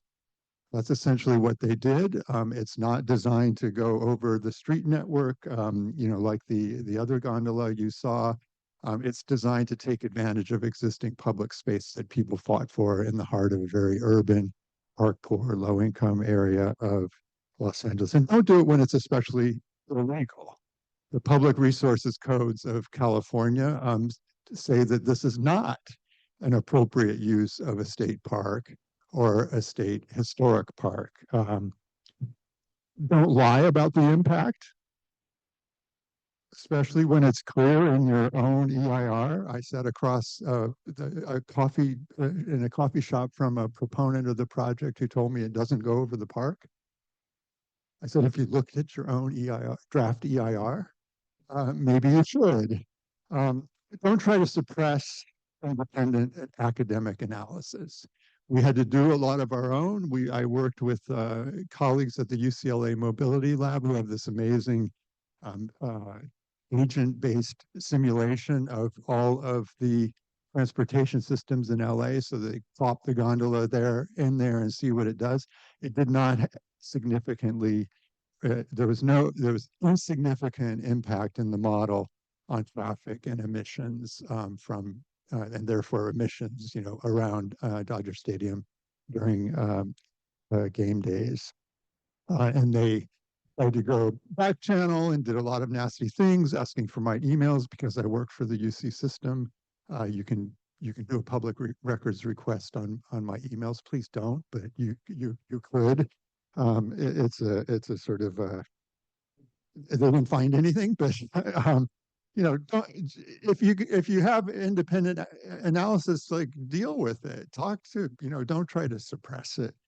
Don't call us NIMBYs or say people will like it after it's built. They might not like it now. You'll miss really important information if you're just dismissing people who have concerns about your projects. Don't ask community members to meet to talk about benefits, potential benefits to the community, and then ghost them. And then later say, "Oh no, we're not going to pursue that." And don't boast about community benefits for a $500 million project and then offer peanuts, like they did to our state park partners organization, where they wanted to talk about benefits to the park, and they said, "Well, kind of thinking in the $10,000 range." Don't be an arrogant bully, especially when you need something from your neighbors, like an easement across a private property that's being developed for apartments on the bluff above the park, where they came in and as if they could just take it. And the other owner's attorney had to, remind them that, you can't use eminent domain for private projects. like this, and they would see them in court. And it was just the approach that really also turned a lot of people off. Of like, again, don't worry your little heads. It's a done deal. We're going to do it. Don't get in our way. Um, don't be an arrogant bully with local elected officials, especially in a city like LA, where there's deference to local elected officials on land use and planning issues. It's not going to be a good look. Both of the council members in the districts that this project would be in now oppose the project, and they're gatekeepers for it. Don't try to go around local officials by going to Sacramento for special favors and then try to deceive local elected officials about what you're doing. This summer, Frank McCourt's lawyers wanted to get something attached to one of Scott Wiener's CEQA reform bills, on transportation issues.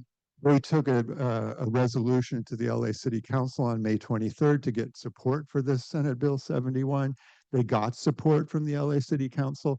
Then 6 days later, on May 29th, they introduced a special section into it that applied to one project in the whole state, granting not only expedited judicial review, which they already have under CEQA, but expedited judicial review on any approvals from state agencies like state parks or from the city of Los Angeles, which are often much more complicated matters than CEQA. Don't try to hide the ball. All right, so anyway, the local elected officials got pissed off. We organized, we wrote hundreds of letters to Scott Wiener, and he, at the last minute, took that section out of SB 71. Don't try to hide the ball and then brag about it in an op-ed. That's what happened with the person who was shepherded this project, this sole source project, through Metro, where they said it didn't have anything to do with housing development at parking lots, and then he bragged in a LA Daily News op-ed about CEQA, that the project will open up new areas of critical housing development. Don't say your project will be built by the Olympics, when the fastest realistic time frame would mean the heart of the city would be torn up for a construction project during the Olympics. Is that what we really want during the Olympics, is a massive construction project?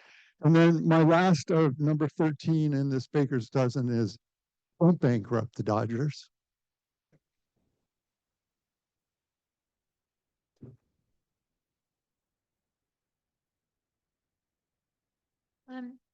Please please drop off your index cards with questions. I'm going to start the ball rolling though.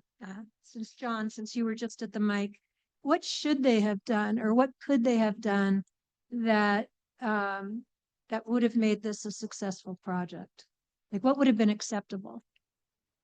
Well, it's not acceptable to destroy the heart of a state historic park that communities fought long and hard for not to be turned into industrial warehouses. So don't, as I said, don't assume that public lands are the path of least resistance. I think what they could have done, and it would be possible, is study alternatives, like the Dodger Stadium Express, expanding the Dodger Stadium Express to park and ride places around the county of Los Angeles to bring people to the games and other special events and the World Cup and the Olympics. Electrify those buses, use modern technology to, put them into platoons, give them some preference at lights, study these kinds of, alternatives for getting people, if they want, from Union Station up to Dodger Stadium, through the existing street network. This was a flawed process from the beginning because it was a sole project that was brought in through an innovation office that no longer exists. As Joshua Shank shepherded it through the process. They never studied any other alternatives, and there are better alternatives. And an EIR it doesn't the way it gets defined, they said that they studied an alternative route and abandoned it, but they didn't really seriously consider other alternatives to the problem, which is traffic congestion around Dodger Stadium. Ironically, Frank McCourt's looking for a solution so we can unlock the development at Dodger Stadium, on the parking lots that he still owns 50% of. But any of these other things could be those kinds of alternative solutions. And can you just tell us what the status of the project is right now? So we challenged the EIR. We didn't prevail in the lower court. Then we appealed and we prevailed at the appeals court. They threw out the EIR on 2 of our grounds, and they're currently redoing a supplemental EIR. They will also, which will be heard before the Metro Board in the next month or so, we believe, where they'll have to vote on recertifying it.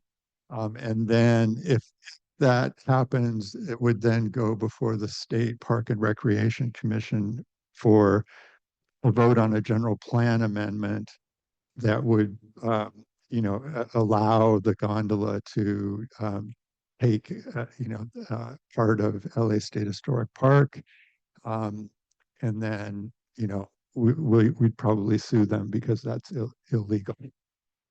Are you feeling pretty confident that you have champions on the Metro Board and the Park Commission? Yeah, yeah. We're working on trying to, count votes right now. And we're on this, on the State Park and Rec Commission. The governor has made it clear to the Natural Resources Agency, the State Parks Commission is part of the Natural Resources Agency, that people should not get in the way of this project. The governor's good friend, Jason Kinney, is a major, powerful lobbyist in Sacramento, who is the court hired to represent him in Sacramento. You may remember if you've, Jason Kinney is the guy whose 50th birthday party at the French Laundry the governor went to in the middle of COVID lockdown with, and masking with a big group of people. So that's, that kind of, that's a little irksome too. I guess I should add it to my baker's dozen, but that's not in your control. What the governor does is if he tells people not to get in the way of this and not to do their jobs, that's a little bothering. I mean, it's terrible public policy making. But we may get the votes on the Metro Board precisely because there is this deference to local elected officials on land use and planning in their districts. Yes, And both of those are opposed to it. And the county supervisor who's on the Metro Board is also very, very concerned about this. It's as a policy matter, there are times when I don't think that that's great policy, but the reality. Thank you. And so we're going to use it. Well, good luck. Thank you. Tony, you mentioned the Zoox vehicle. It looks very similar to your vehicle. What is the connection? What is the... Yeah, I only brought up Zoox because it's sort of like the carriage style. It's the most similar comparison. There is no similarity other than that. Our vehicles are developed entirely by ourselves, and a Zoox vehicle, of course, you could see some of their existing deployments right now in San Francisco and Las Vegas. It's an open road vehicle, which means, to Gerald's point about AV companies, and this is no jab against the AV industry, but these sorts of systems not only not contribute from removing trips on the road. It adds to it, right? Because it's not solving the traffic problem, right? It's still using the existing infrastructure, which is already very constrained. The street networks, right?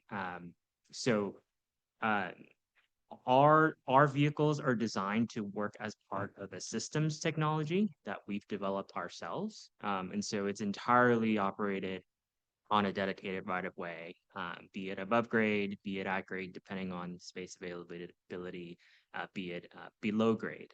And it's also part of the analysis that we do every time we go into a different city, because, you know, as John was mentioning, you know, the sort of the design of the gondola system and things like that. I think one thing that we offer as tech startups, as new technologies, is the opportunity to think about transit in a very different way, right? You think about how the freeway system is often built. You think about how a lot of infrastructure is often built. It's really drawing a line and taking no consideration into what might be between it, what might be existing, what kinds of impacts it might have, right? The dividing of communities, the necessitating of, you know, really precious community resources. I think as new technology, we offer that perspective. And when we develop these projects, we actually get to mitigate for some of these really heavy impacts, be it visual, be it, you know, right-of-way acquisition, things like that, to minimize those impacts, to work with the communities, so that this is ultimately going to be a resource that is used and enjoyed by the communities that we serve.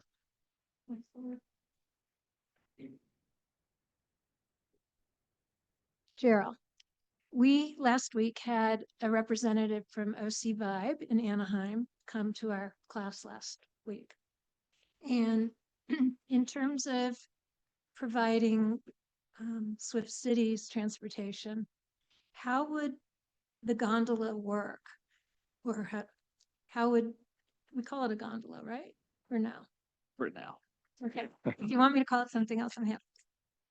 How does your technology work when a big event is emptying out, like at the Honda Center or one of those places near there? Yeah. I mean, first question is to say, are you wanting us to move all 30,000 people? Probably not. You're probably saying move them to, you know, is it going to be 20% of the population? Is it 6,000? What's the rate? So everything in transportation, this is a great question because it comes up and you'll see this all in your life if you're in this type of transportation world. People say, train arrives and 1,000 people get out. How are you going to move them? People never appear instantaneously.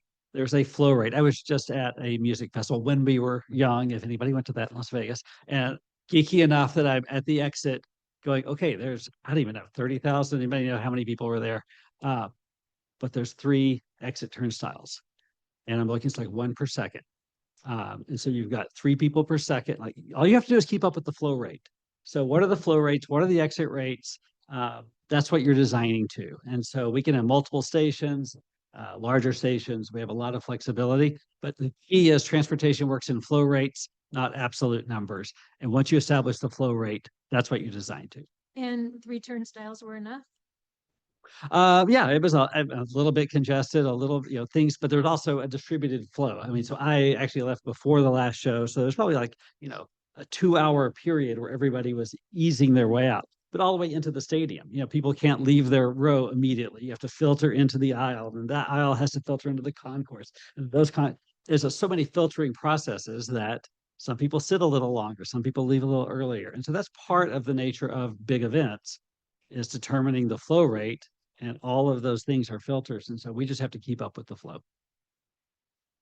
John, this is kind of 2 questions in one. And there's actually one that I think you already answered, which is, does the Stop the Gondola movement support any other public transit initiatives? And you said, you know, an expansive. Oh, yeah. We've helped a friend of mine, David Turner, is an engineer who's been working on, you know, outfitting metro buses with GPS, satellite, you know, the preference, not an absolute ability to change the lights, but ability to have some preference to be able to move through lights. He's working with Metro on a project out in the San Fernando Valley. And so, you know, we've kind of helped him And we hope that the city council member has commissioned a traffic study and to look at, to look at alternative solutions, which the EIR did not do. So the city's having to do what the EIR really should have done, Um, if the gondola folks or McCourt folks or whomever did everything right and legally, do you think you would still oppose the project?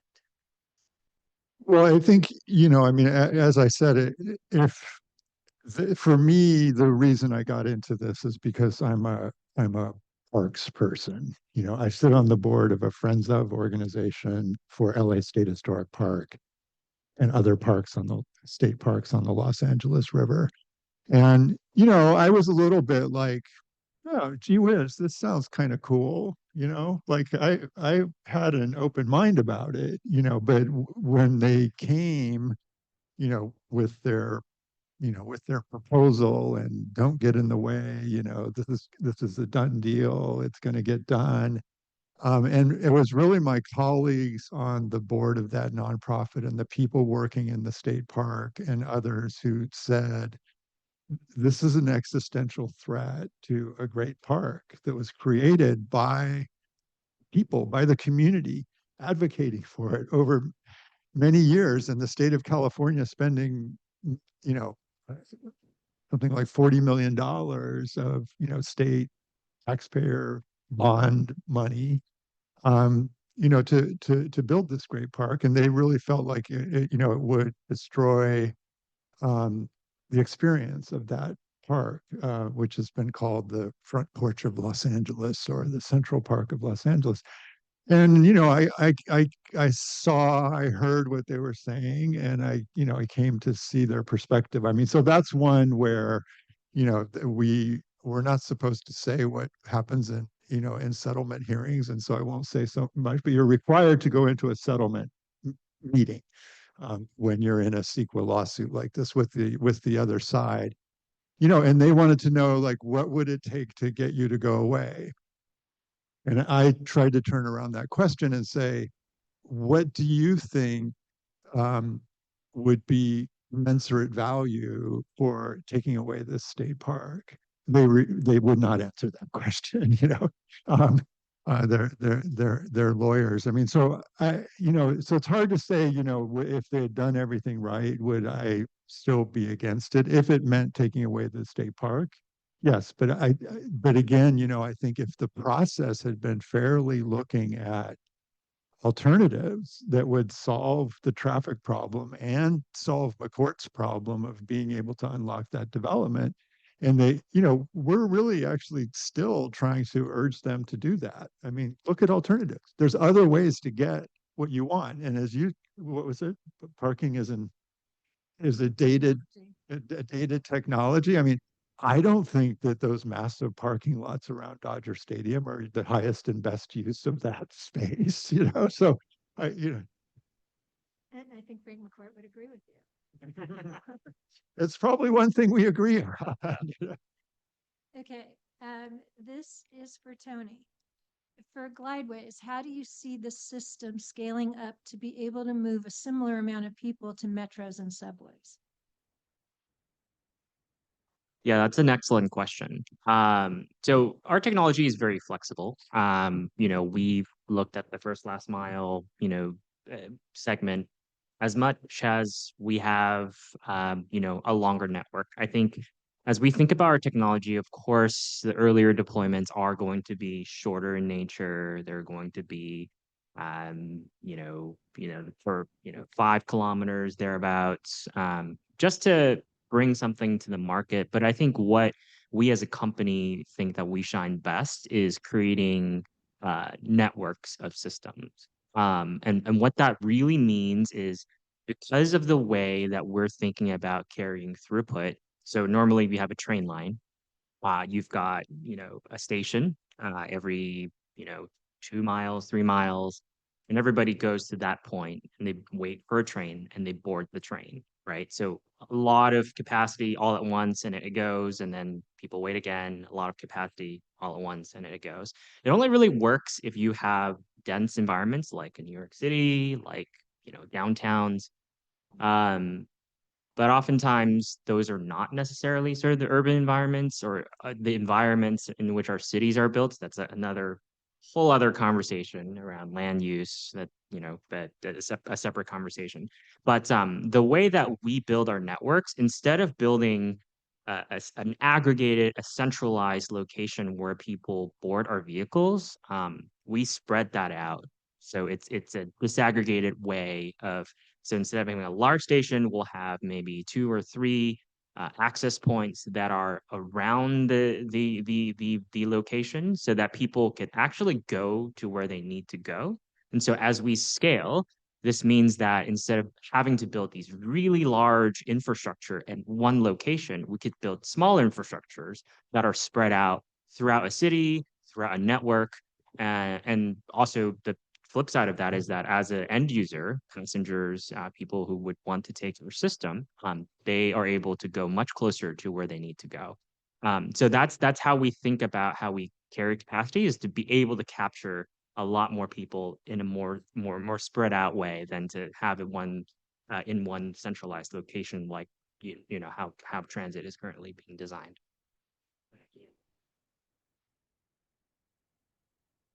Gerald, I don't think you mentioned Whoosh Technologies.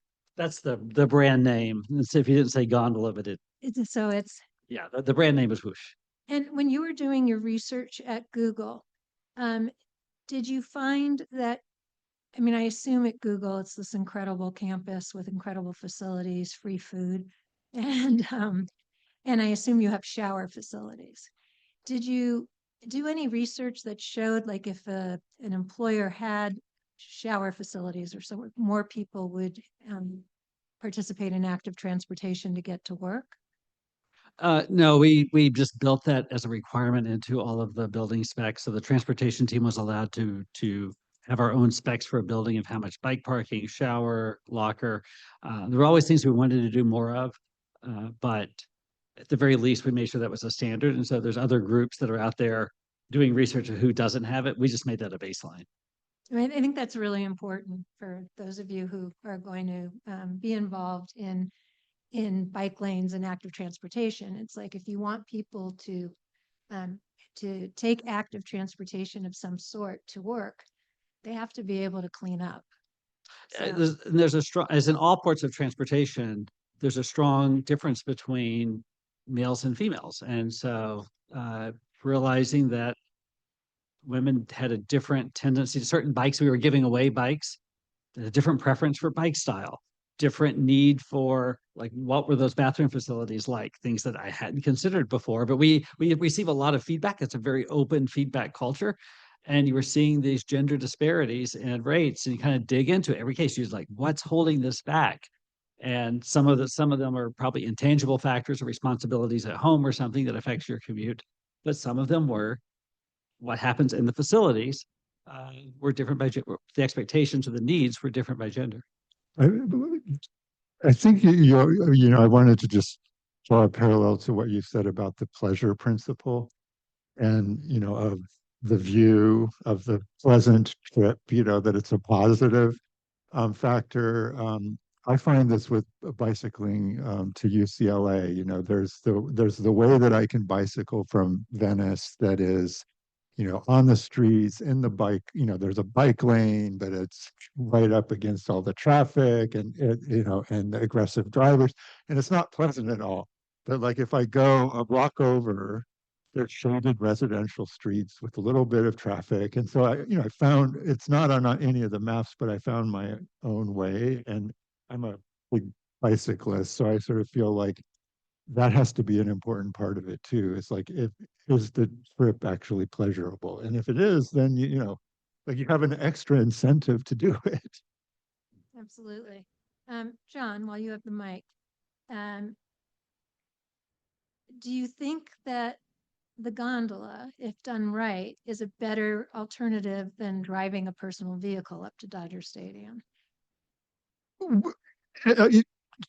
I mean, I think, like, yes, if it were done right, if these guys were doing it instead of, arrogant Frank McCourt and, trying to ram it through a state park and everything, and respectful of the communities and that history, Yes, I mean, it's not, I actually did, I'm not an engineer, but I did calculations of my own, and, an electrified bus is, I have these, something like 19 times more efficient than the gondola per passenger trip from Union Station to Dodger Stadium.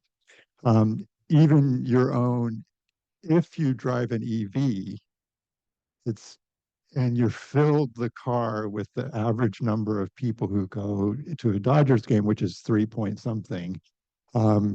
It's like 8 or 9 times as efficient as the gondola. So I think the answer is like, it answer in so many ways. It's like this particular way of building a gondola is probably not the best answer. And from the modeling that the colleagues at the UCLA Mobility Lab did, it did not significantly reduce traffic, and therefore it wouldn't significantly, reduce emissions. Interesting. Um, Tony, we have several questions about why not make bigger cars, or why not add, like have cars attached to each other or that kind of thing. Yeah, so we actually get that question a lot, uh, oftentimes because, as Gerald also knows, transportation problems are not all created equal, right? So you've got different scenarios where if you're servicing Dodger Stadium, for example, or any kind of large entertainment values, where in transportation we call it crush loads, right? You've got lots of people going, lots of people leaving, all at once.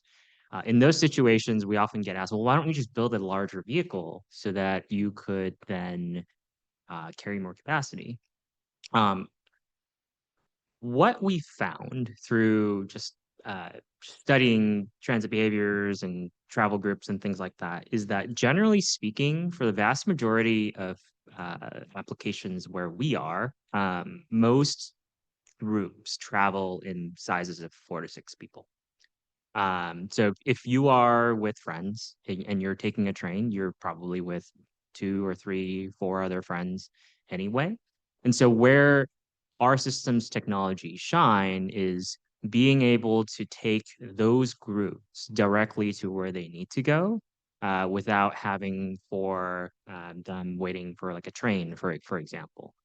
So of course there are other applications where carrying lots of people in an hour in a very short period of time, where a smaller vehicle like ours seemingly doesn't help with the throughput, and it may seem like it's gonna be, you know, smaller vehicles struggle to carry more throughput. But I think as a network and as a system and as a way we think about how the overall network works, as I had mentioned before, instead of having one large train station, you could have smaller, medium-sized stations that are more spread out through an area, and not have to force people to go to one area and wait for one train and go.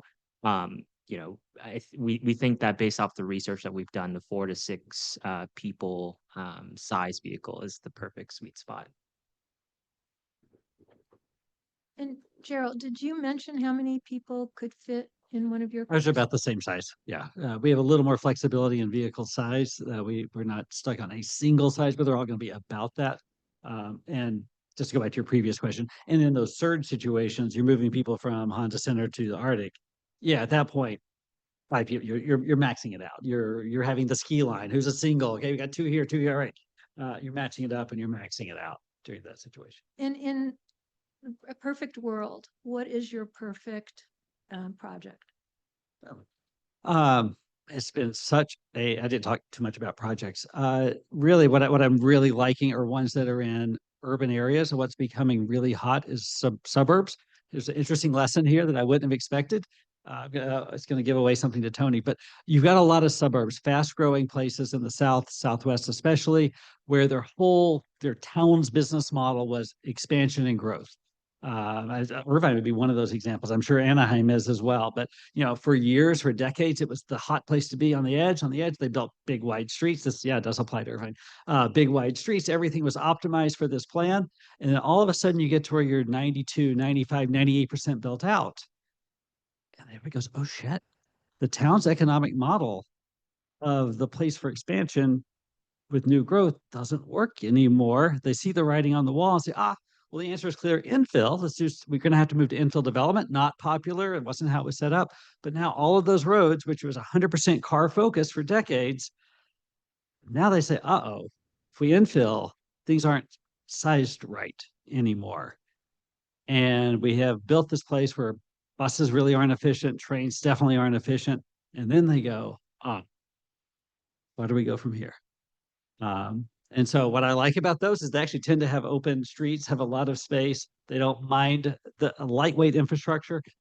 And there's this sort of medium density. Everybody's not all that low density. It's got pockets, especially around Spectrum and other places, and a lot of office buildings that offer opportunities to tie that together in something that's in the middle. And I'm going to do one more thing on back to Tony's question. How do we differ between a train or a bus or a capacity or something? I mean, you think about a bus. 60 passenger bus or 40 passenger bus every 2 minutes would be 1,200 passengers an hour. If you could imagine a 60 passenger bus every 2 minutes coming through, which is an amazing 1,800 passengers an hour. If you're going to do rail, what kind of flow do you need to justify a rail system? And we can debate this a long time. And 10,000, maybe 8,000, maybe 6. I prefer 8 as my number. The difference between 1,200 passengers an hour is about the craziest bus system you could do, and the 8,000 you need for a rail system to be really effective. There's a giant gap there. And it's an intermediate technology that serves this mid demand in a mid density in a mid size. This is the kind of area that's in the long run. I have other visions, but as a sweet spot in the near term, is a place that needs new transportation, that knows it needs new transportation, and it knows that everything they've done to get here, was wrong, but the old technologies aren't going to work either. We are running out of time because we promised we'd leave this room at 1:30. Do you guys have 30 seconds last comments you each want to make? And I'll let you think about it for a second. We didn't get to half the questions. So if it's okay with you, I'd like to email them to you, and then I'll distribute your responses to those. Okay. Yeah, so my email's up on the screen, and if you want, you can reach out to me directly. I love talking with students, and especially students who are, embarking on careers, making the world and our cities better places. I think I made my comment about transportation and land use together. So my going away comment would be the number one mistake as I straddle both the urban planning and transportation world. The number one mistake made on both sides of that is to plan for how people ought to behave. That people ought to want to wait 20 minutes. They ought to want to do shared rides in carpools. They ought to want to live in a certain place. And it's just fundamental mistakes that I advocate because I used to do that as well. We just have to face where people are, where the trends are going, which is to give them even more choice, even more discretion, more, I'll say from certain perspectives, certain bad behaviors. That's all we have to fight, but you have to go and be totally honest with what they're wanting and what you're offering, and you got to close that gap. Study the National Household Travel Survey and other surveys on that. Yeah, I would just say, given the group here, the traditional way of solving our mobility problems isn't really cutting it. So I think the creativity is really needed to solve the problems, the varied problems of our cities.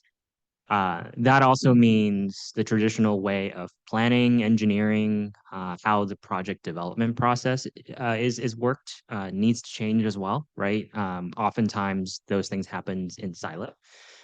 So to the extent that the next generation of planners, policymakers, practitioners could start thinking about transit solutions in a way that's more holistic, in a way that is less impactful, in a way that, as Gerald mentioned, actually solves the problem that people have. It's creating something that people will truly use and not just trying to, fit a square peg in a round hole. That is critical in solving the mobility problems that we have. And I think new technology offers that opportunity for us. And so we're at a very exciting time where we've got a lot of these up and coming companies and solutions that are going into cities. And so I would say, leverage those new ideas and be creative and work with the communities. Don't overthink it sometimes, right? So building a large gondola through a park, through a historic neighborhood, not a good idea, probably. But think about things in a way that really services the needs of people in our communities. And before I turn it back over to Craig, I want to thank ITS for hosting this. And also want to let you all know that many of the students here would love an internship. You don't have to pay sometimes because they can get course credit. So keep them in mind. And with that, I'll turn it over to Craig. Great. Thank you so much. That was a fascinating discussion. I just want to reflect a little bit, a couple of things. Number one, your products are great. Personal rapid transit, I remember I was studying that in 1990 and well, maybe 95. And there were problems with it at that point that I think your application of technology is really kind of dealing with some of those things and capturing. Again, my second point here, and I think it's sort of been made but not stated specifically. I think all three of you think of transportation as a product design problem. And we collaborated with Don Norman, who's a famous designer at UCSD a few years ago to develop a proposal for an engineering research center that was not successful. But interacting with Don Norman and his team and the way they thought about transportation as a design problem was really, as a lifelong engineer, was really illuminating to me. And I encourage you to think creatively about problems, think about problems from the perspective of the traveler as well as sort of society, because if the traveler is unhappy with the product you're providing, they aren't going to use it, and it's not going to solve the problem you're trying to solve. Thank you very much for your time and for joining us today. Take a look at ITS. We have lots of things to offer students. And thanks for coming. Grab some pizza on the way out. There's a lot there, so I can't eat it all. Thank you.